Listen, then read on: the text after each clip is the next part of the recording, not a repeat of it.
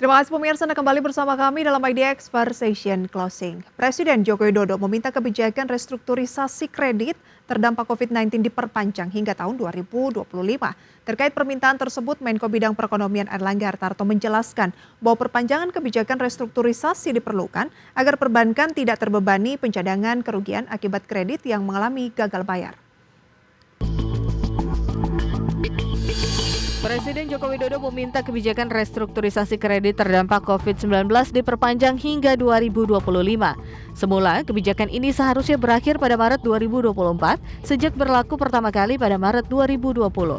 Adapun permintaan Presiden Jokowi tersebut diungkapkan oleh Menteri Koordinator Bidang Perekonomian Airlangga Hartarto. Menko Perekonomian mengatakan bahwa perpanjangan restrukturisasi kredit diperlukan agar perbankan tidak terbebani pencadangan kerugian akibat kredit yang gagal bayar.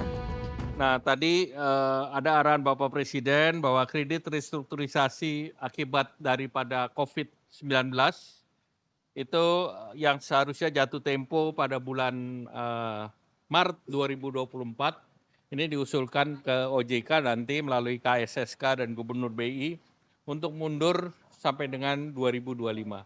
Karena ini akan mengurangi perbankan mencadangkan kerugian akibat kredit KUR. Kalau kita lihat outstandingnya sudah turun banyak.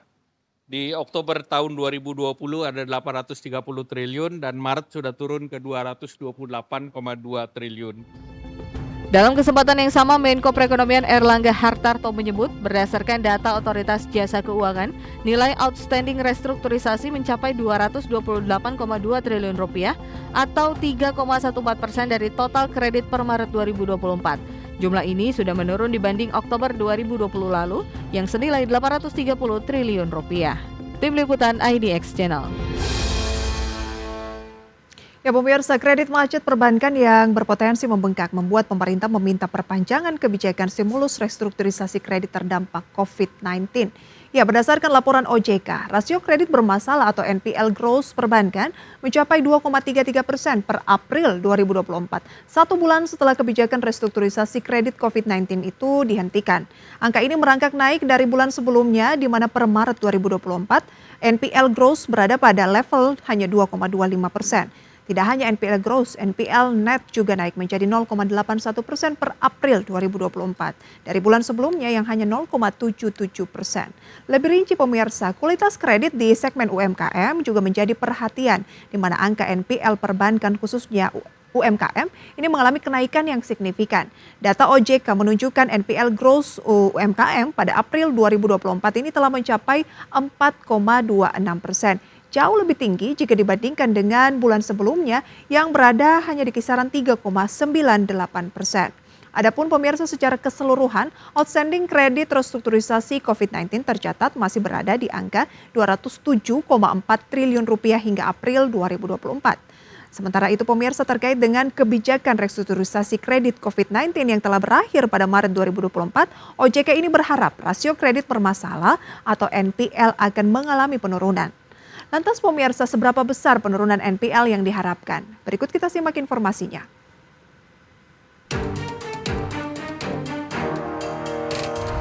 Kepala Eksekutif Pengawas Perbankan Otoritas Jasa Keuangan Dian Ediana Rai mengharapkan adanya penurunan rasio kredit bermasalah atau non-performing loan di tahun ini usai kebijakan restrukturisasi kredit perbankan terdampak pandemi COVID-19 berakhir di Maret 2024. Pasalnya rasio kredit bermasalah atau NPL gross per April 2024 yang mencapai 2,33% masih lebih tinggi dibandingkan Maret 2024 yang sebesar 2,25%. Sementara NPL net juga tercatat naik ke level 0,81% per April 2024. Kebijakan restrukturisasi kredit atau pembiayaan tersebut terbukti efektif dan bermanfaat dalam memitigasi kenaikan NPL dan menjaga kondisi perbankan nasional, serta telah dihentikan sepenuhnya pada 31 Maret 2024 yang lalu, seiring dengan semakin membaiknya pemulihan ekonomi nasional. Di sisi lain, berakhirnya kebijakan restrukturisasi kredit tersebut tentunya dapat meningkatkan potensi peningkatan risiko kredit di kemudian hari.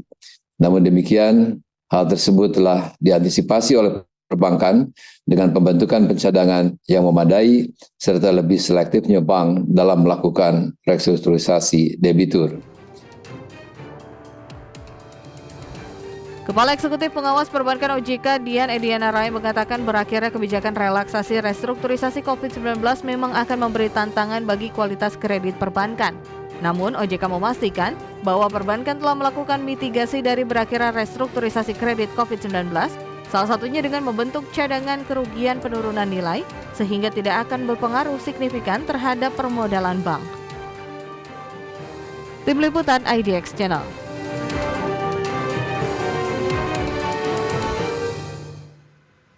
Otoritas Jasa Keuangan atau OJK buka suara mengenai usulan Presiden Joko Widodo untuk memperpanjang restrukturisasi kredit terdampak COVID-19 hingga 2025. Ketua Dewan Komisioner OJK Mahendra Siregar ini mengatakan OJK akan mendalami dan mengkaji aspek yang terkait dengan usulan Presiden Jokowi terkait restrukturisasi kredit COVID-19. Pasalnya, dalam mencabut kebijakan restrukturisasi kredit COVID-19, OJK menyatakan telah memperhitungkan kecukupan modal, pencadangan kerugian, dan juga likuiditas perbankan dalam menyalurkan kredit. Di sisi lain, OJK memastikan memahami bahwa usulan yang disampaikan Presiden disebabkan karena adanya kekhawatiran terhadap potensi dari pertumbuhan kredit pada segmen tertentu. Sementara itu pemirsa, dalam kesempatan sebelumnya, Kepala Eksekutif Pengawas Perbankan OJK Dian Ediana Rai menyatakan bahwa setiap bank sudah siap menghadapi berakhirnya kebijakan tersebut yang tercermin dari tingkat pencadangan masing-masing bank. Selain itu, ia mengatakan bahwa meskipun kebijakan tersebut berakhir, namun restrukturisasi kredit tidak serta-merta selesai, di mana bank masih bisa melanjutkan restrukturisasi sesuai dengan kebijakan internal masing-masing.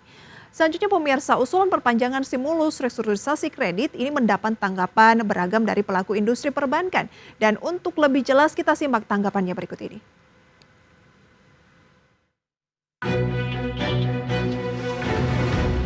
Usulan Presiden Joko Widodo untuk memperpanjang program restrukturisasi kredit terdampak COVID-19 mendapatkan reaksi beragam.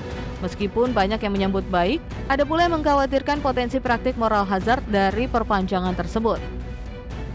Tanggapan selanjutnya disampaikan Presiden Direktur Bank CIMB Niaga Lani Darmawan yang mengatakan usulan kebijakan tersebut baik bagi perbankan apabila dibutuhkan. Lebih lanjut, Direktur Bank Oke Indonesia menyebut perpanjangan stimulus ini juga dapat menjadi beban bagi perbankan. Perbankan dinilai akan menghadapi beban finansial yang berat jika terus-menerus harus menanggung kredit yang direstrukturisasi yang pada akhirnya bisa mengganggu profitabilitas dan kemampuan bank untuk memberikan kredit baru. Tim Liputan IDX Channel.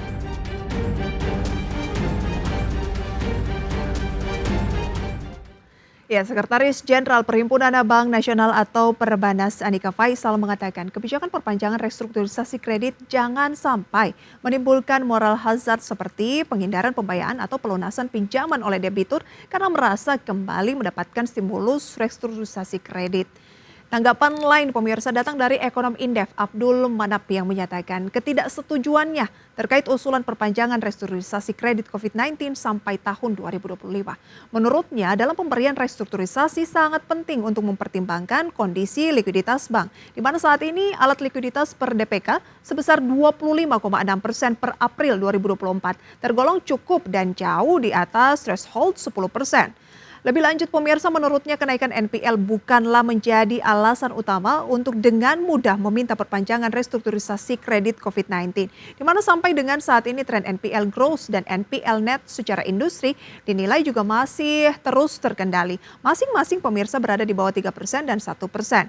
Nah, itu dia pemirsa, bagaimana tanggapan Anda dengan adanya usulan dari Presiden ini untuk memperpanjang terkait dengan dana tadi begitu ya, dan tanggapan-tanggapan yang disampaikan oleh pihak-pihak yang terkait, memang ada pro dan kontra dan kita tunggu saja ini perkembangannya akan seperti apa, tapi diharapkan industri perbankan maupun juga kredit UMKM pemirsa tetap sesuai dengan yang diharapkan dan tetap tumbuh dengan baik.